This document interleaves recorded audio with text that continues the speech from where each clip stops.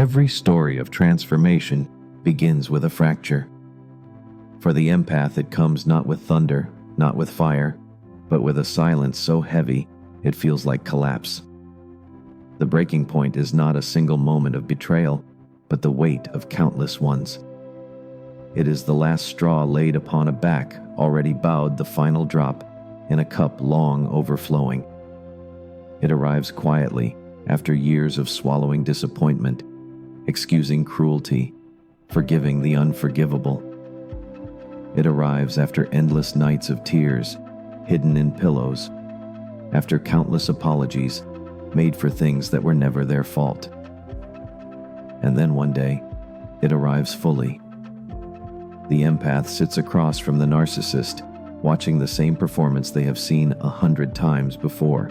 The tears on command, the stories of victimhood, the fragile collapse that demands rescue. But something has shifted. The old reflex to rush forward, to soothe, to save, does not come. Instead, a hollow silence fills the empath's chest.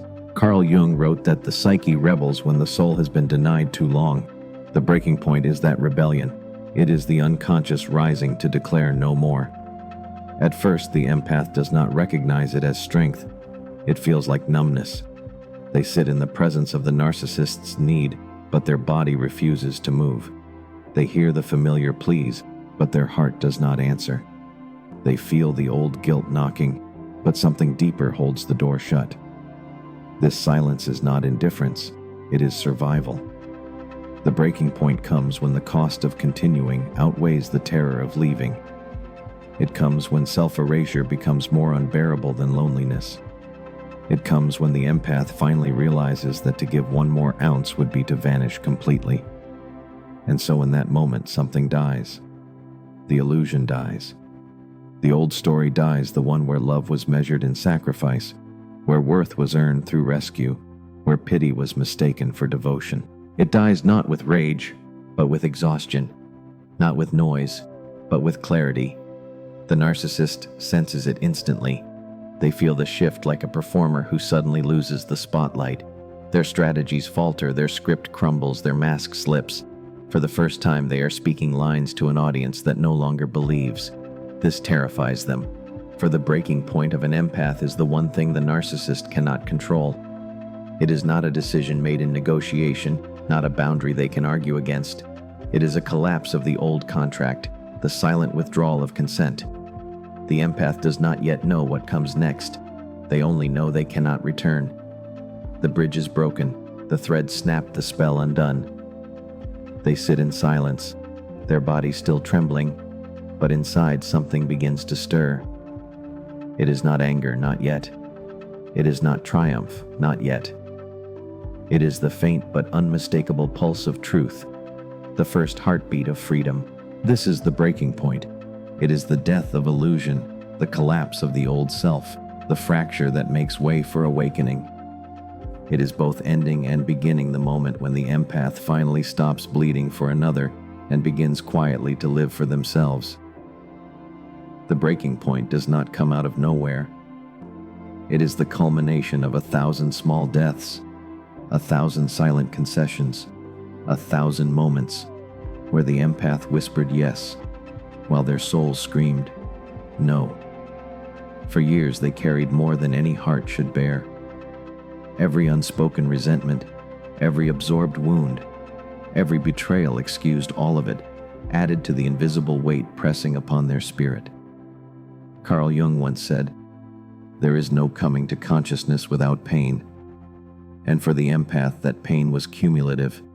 It was not a single wound, but an accumulation of tiny cuts, each forgiven, each explained away, each buried under pity, until one day the sum of them became unbearable. The weight of too much begins subtly. It feels at first like fatigue days when their body feels heavy, nights when their sleep never restores. Then it becomes confusion, a fog in the mind, an inability to tell where their feelings end and another's begin. Then it becomes despair, the quiet sense that no matter how much they give, it will never be enough. And all the while they keep giving, because they believe giving is love, because they believe their worth is measured by endurance. because they believe that if they just hold on long enough, sacrifice deeply enough, forgive endlessly enough, something will change. But nothing changes. The narcissist does not soften. They do not heal. They only demand more. The empath sacrifices holidays, dreams, friendships, even their own body's health, all in the name of love. They excuse sharp words as stress, cruelty, as insecurity, betrayal, as fear. They say to themselves, if I can just be more patient, more loving, more forgiving, they will finally see me, finally cherish me. But the truth is darker. Each act of sacrifice only deepens the cycle. The narcissist learns that the empath will always absorb the blow, always erase the wound, always offer sympathy in place of accountability. And so the demands grow. The performance intensifies. The weight increases. The empath, meanwhile, begins to vanish beneath it. They no longer recognize themselves in the mirror. Their laughter grows hollow, their eyes dim, their voice quiet. They look alive, but inside they are exhausted, hollow, drained. This is the weight of too much, the heaviness of a life lived for another's ego, the suffocation of a soul that has given without return, the slow erosion of identity under the endless tide of pity. Jung might call this the cost of projection. By projecting their own hunger for love onto the narcissist, the empath lost themselves. They became the vessel of another's shadow, carrying wounds that were never theirs to heal. And yet this unbearable weight carries a hidden gift, for when a burden becomes too heavy, the soul refuses to carry it. The breaking point was inevitable, not because the empath was weak, but because the psyche can only endure so much betrayal before it rebels. The weight of too much is not just suffering, it is the soul's alarm bell. It is the body's revolt, the psyche's uprising, the heart's demand for truth. And though it nearly crushed them, it also set the stage for something new. For when the empath finally lays this weight down, they will discover a strength they never knew they had. For years, the empath believed anger was forbidden. They told themselves that to be angry was to be cruel, unloving, selfish.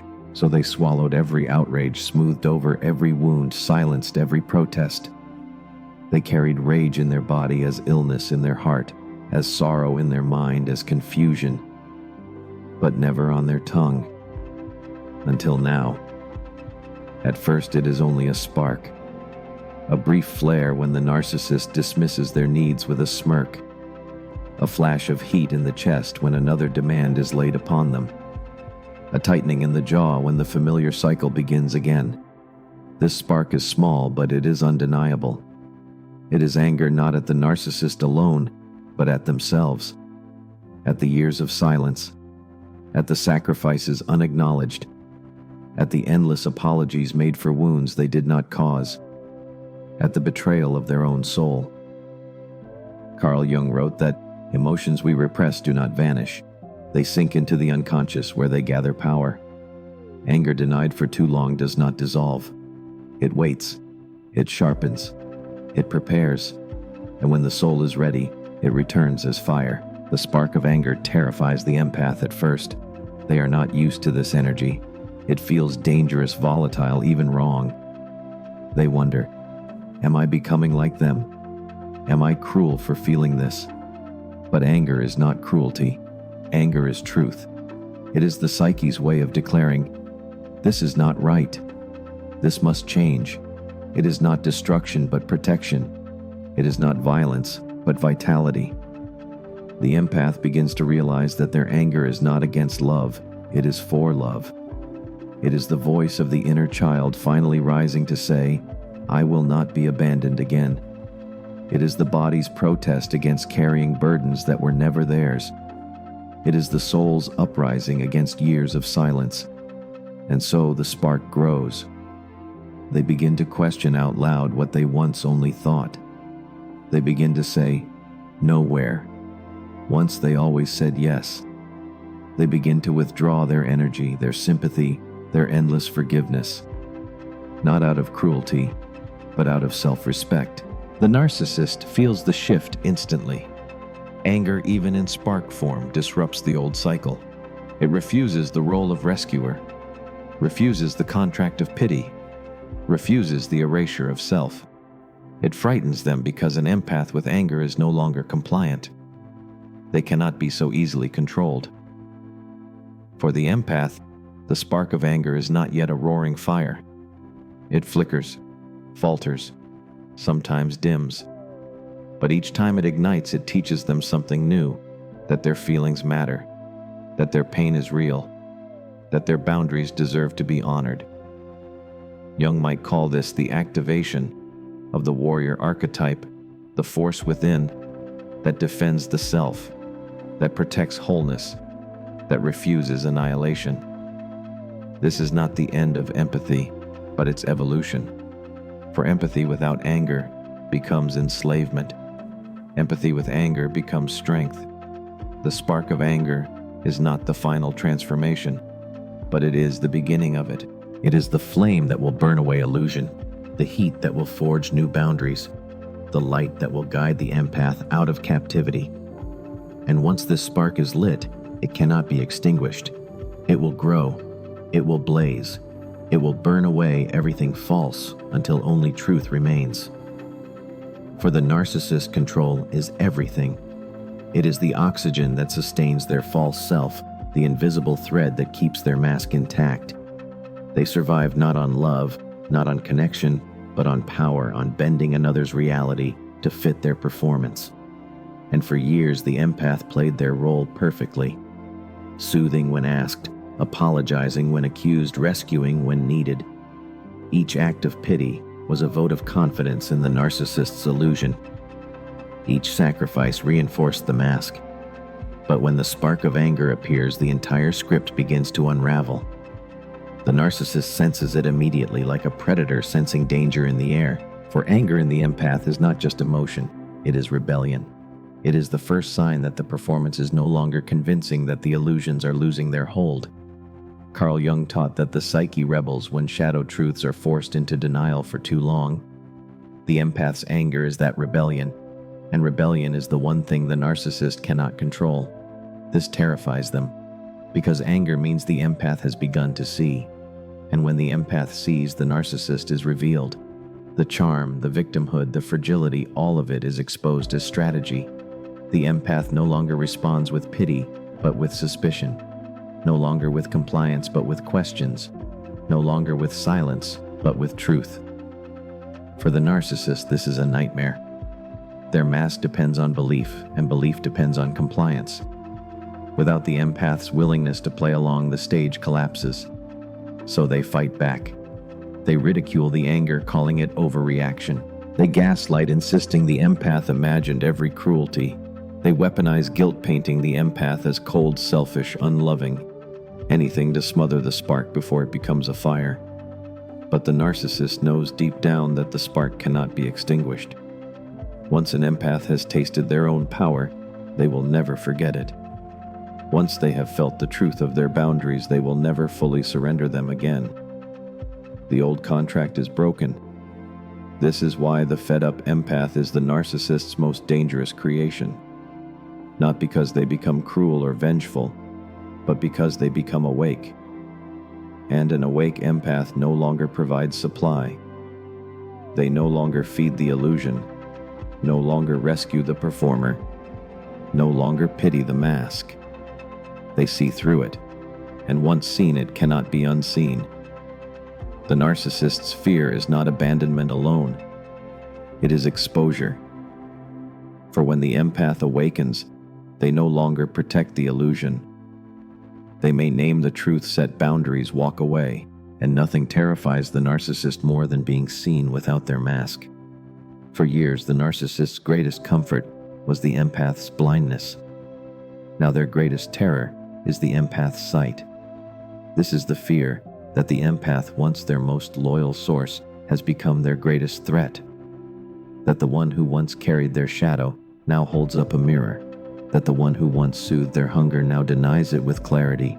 And in that mirror, the narcissist sees what they have always run from: their emptiness, their shame, their unintegrated shadow.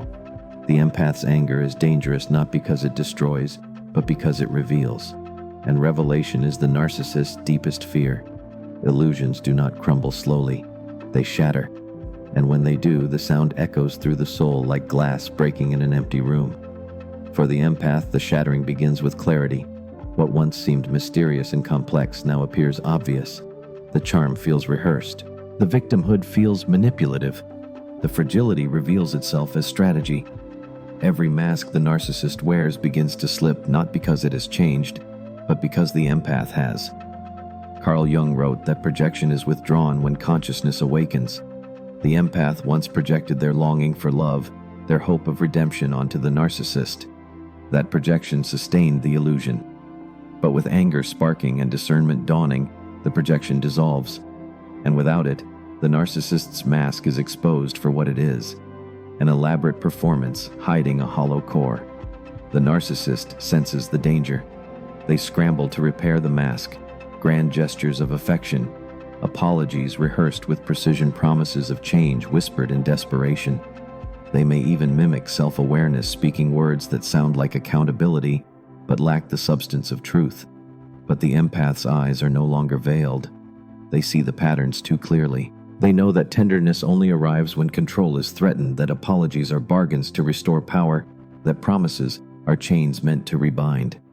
And once seen, it cannot be unseen. The empath experiences this moment with a mixture of devastation and liberation. Devastation because the dream dies here.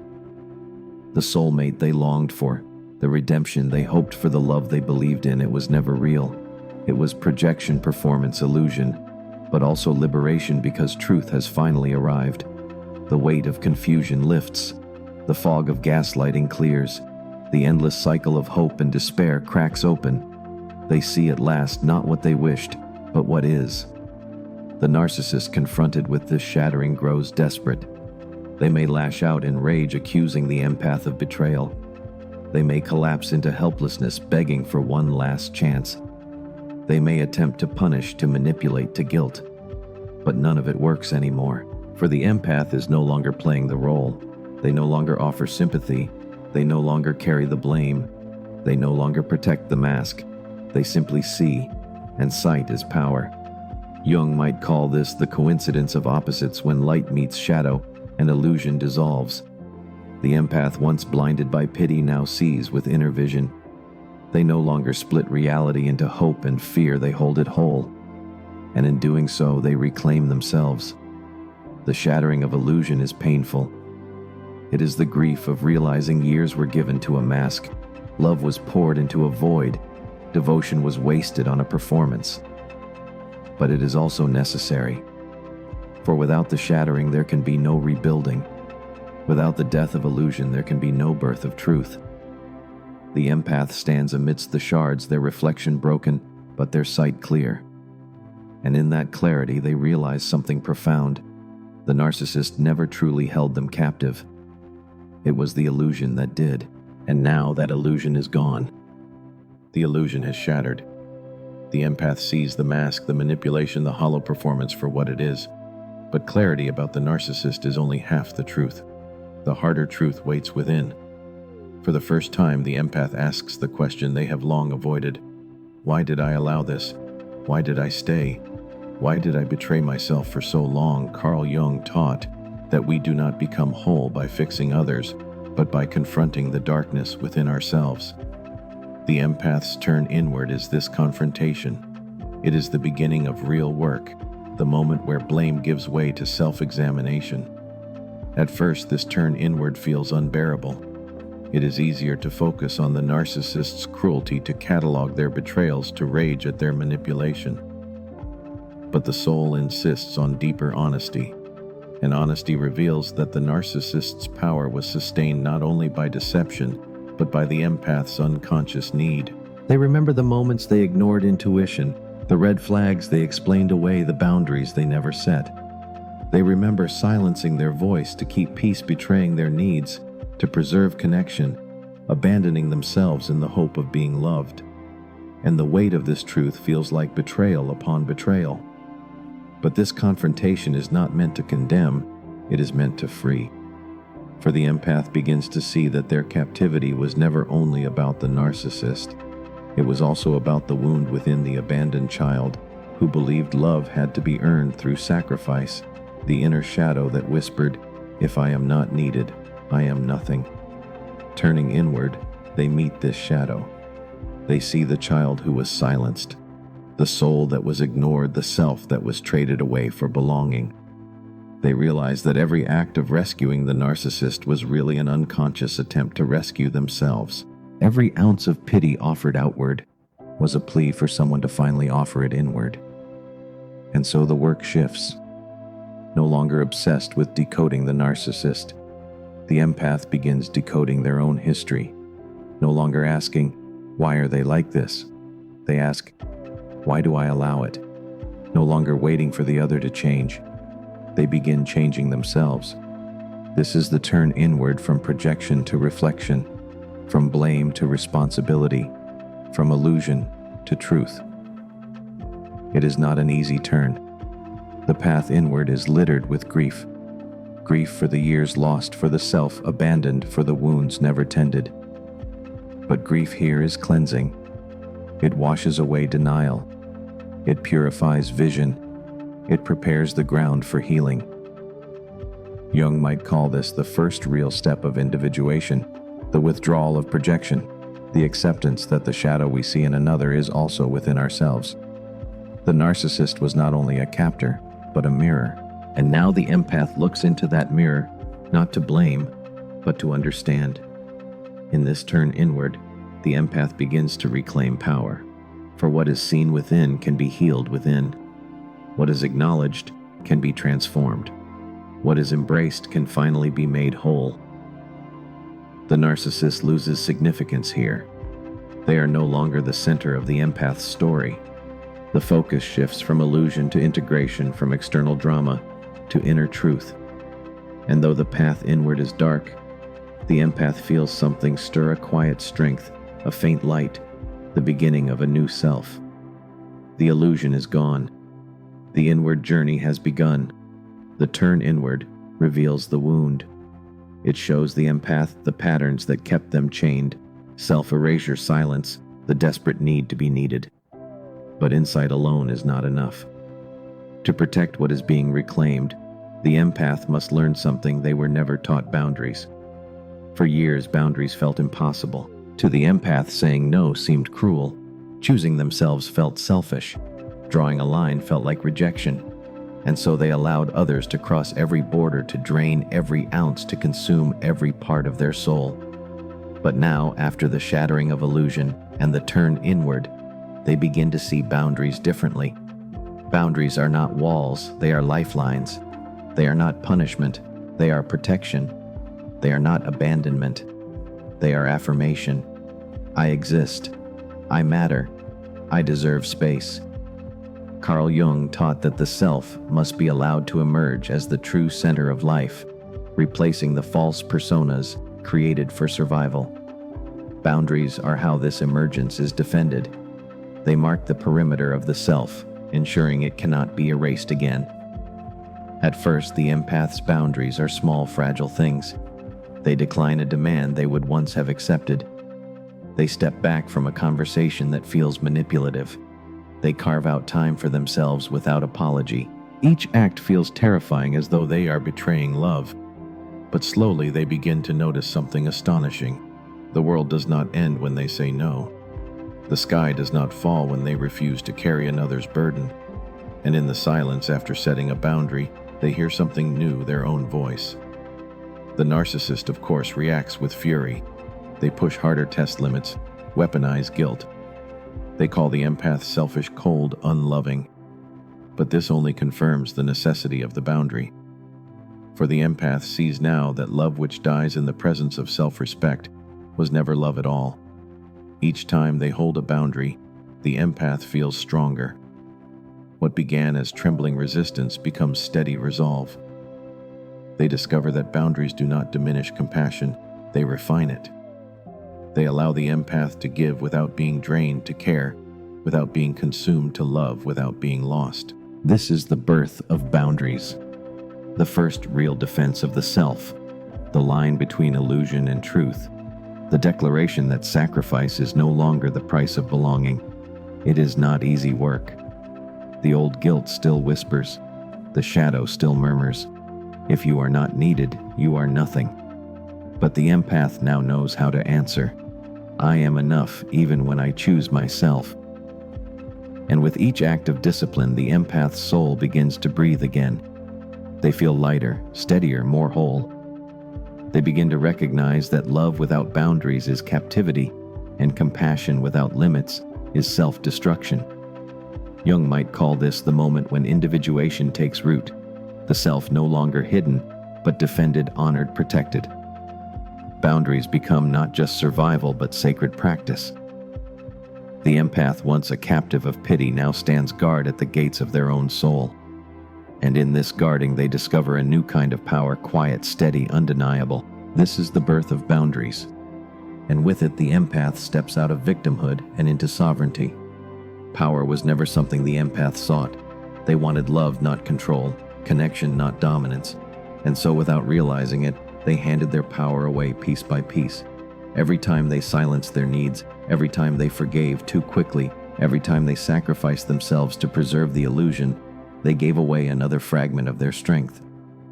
By the time the narcissist's performance was complete, the empath was hollow, drained, emptied of their own vitality.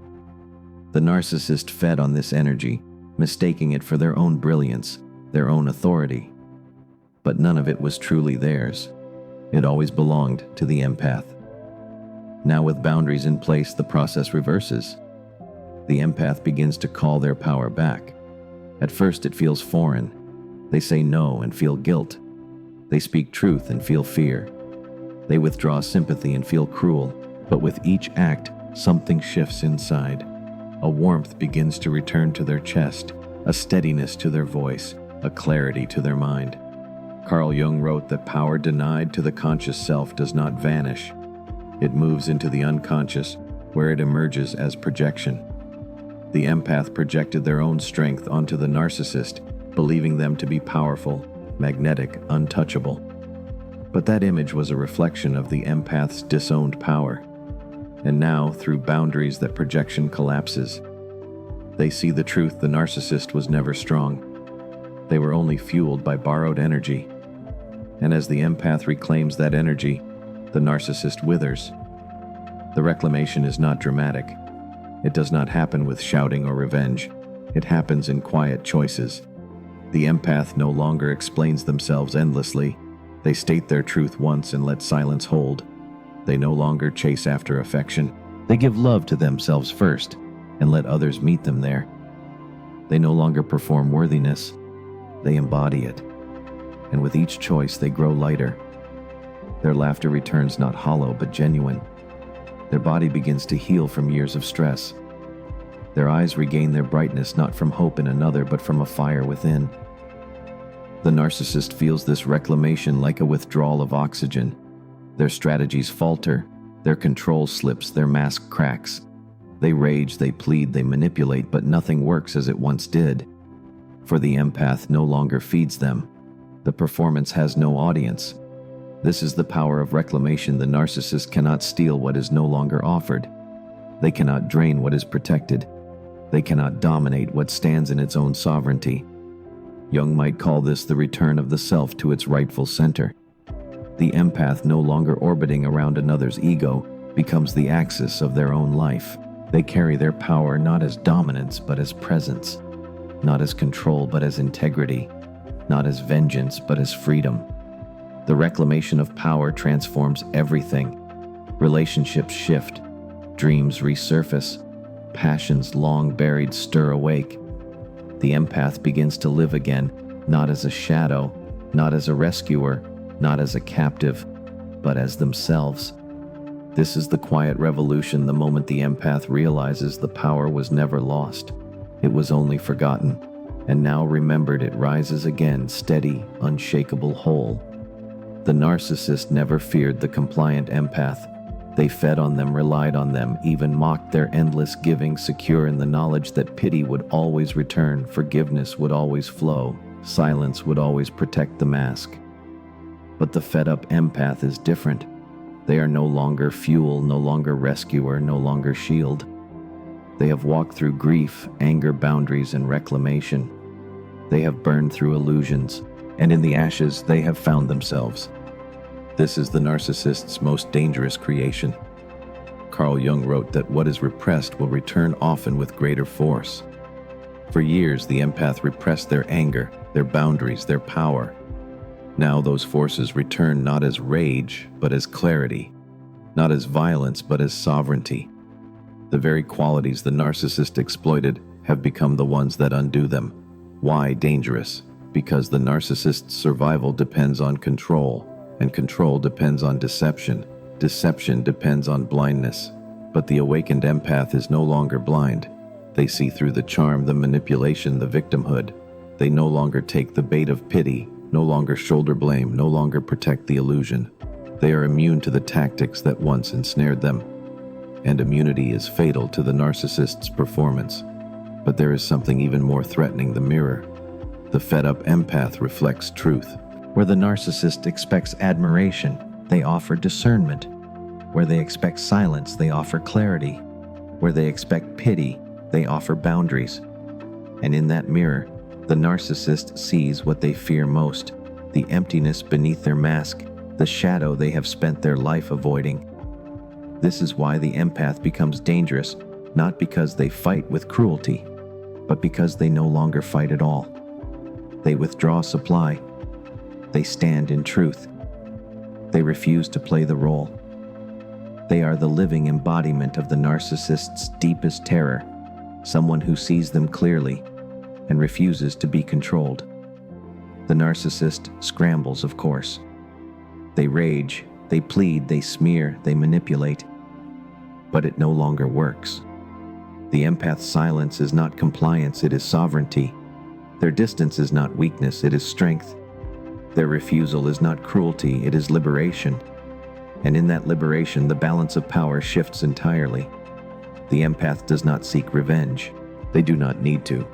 Their very existence, whole and free, is vengeance enough. It proves the narcissist was never as powerful as they appeared, never as essential as they claimed, never as irresistible as they believed. Jung might call this the integration of shadow and light. The empath, once fractured, now whole, embodying both tenderness and strength. This wholeness is the very thing the narcissist cannot tolerate because it exposes their fragmentation. The fed-up empath is dangerous not because they harm, but because they reveal. They reveal the truth of who the narcissist is. They reveal the depth of their own strength. They reveal that the chains were never unbreakable, only unrecognized. And once this revelation occurs, there is no going back. The narcissist loses control. The empath gains freedom. And the dangerous creation stands tall, not a victim, not a rescuer, but a soul awake in its full power. The empath, who once lived as a mirror, has become something else entirely. No longer drained, no longer erased, no longer bound to the endless cycle of pity and performance, they stand as a force both tender and fierce. They have become a warrior of compassion. This is not the warrior of conquest, nor of revenge. It is not a figure of cruelty or dominance. It is the warrior Jung foresaw in the individuated self, the soul who has integrated shadow and light, who carries both the sword of discernment and the balm of compassion, who is capable of love without self-betrayal. The journey here was brutal. Sympathy had to die. Illusions had to shatter. Anger had to be felt, boundaries built, power reclaimed. The narcissist's mask had to fall, and the empath had to confront not only the other's shadow, but their own. And yet, in walking through this crucible, they have become whole. Carl Jung wrote that individuation is not about becoming good, but becoming real. The empath has embraced this truth. They are not flawless. They still feel deeply, still ache at suffering, still long for connection. But these impulses are no longer chains. They are choices. Conscious, deliberate, grounded in truth. As a warrior of compassion, the empath embodies paradox. They can say no without guilt and yes without fear. They can offer care without erasure and protection without hardness. They can stand in silence without being silenced, and speak with clarity without cruelty. Their compassion is no longer blind. It does not pity. It dignifies. It does not rescue. It empowers. It does not chain. It frees. This transformation terrifies the narcissist. For the warrior of compassion cannot be manipulated. They cannot be controlled by guilt, by victimhood, by illusion. They see through masks instantly, and they refuse to supply what feeds them. The narcissist's performance collapses in their presence because the warrior offers no stage, no spotlight, no applause. But for the empath, the transformation is not about the narcissist at all. It is about themselves.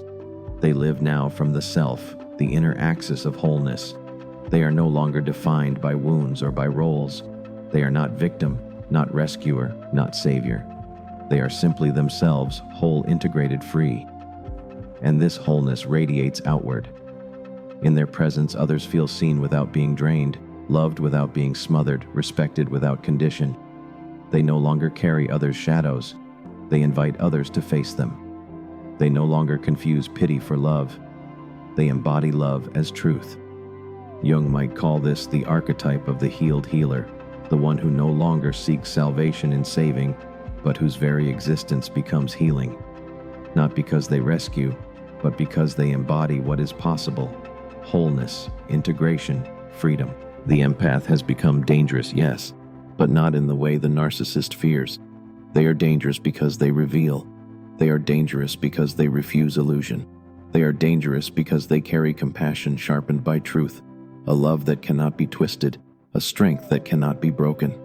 This is the Jungian warrior of compassion, a soul forged in grief, tempered in anger, protected by boundaries, empowered by truth, a soul that stands unshaken, holding both tenderness and strength in perfect balance. And in their wholeness, they carry the ultimate lesson. Compassion is not the act of losing oneself for another. It is the courage to love fiercely while standing firmly as oneself. It is the integration of shadow and light. It is the mark of an individuated soul. The empath has become what they were always meant to be. Not a captive of pity, not a mirror of illusion, but a warrior of compassion, dangerous, sovereign, and free.